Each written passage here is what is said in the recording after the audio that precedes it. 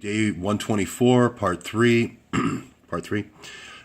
It turns out to be worse than I thought. Andrew McCabe didn't just call Reince Priebus. He actually physically went to the White House. So I don't know if Priebus is supposed to slam the door in his face when the deputy director of the FBI comes over. But basically, from the reports that Reince Priebus had said, and I believe it's also going to be Sean Spicer before the end of the day, the New York Times article that reported that the Trump had all these contacts going back and forth through the campaign with Russian intelligence services, he said that is bullshit. Andrew McCabe told Reince Priebus that that report was bullshit. There is a requirement by the FBI now to make that information public. You can't go over and shop a piece of intelligence and say, well, what's this worth to you? You have to make public if the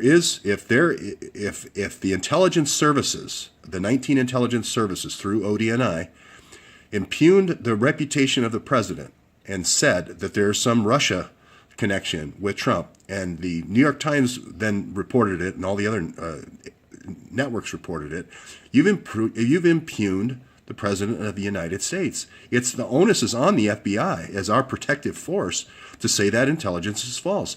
You don't go over to the White House and slough on the carpet and say, what's this worth to you? You come out and you be honest.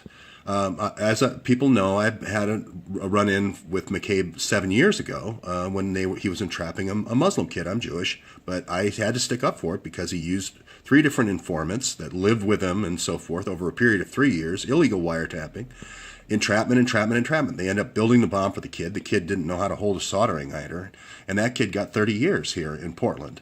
So what I'm saying is, if you keep allowing law enforcement by entrapment, law enforcement by extorting for Hillary's campaign contributions, you're going to get more of it. It's not going to solve itself.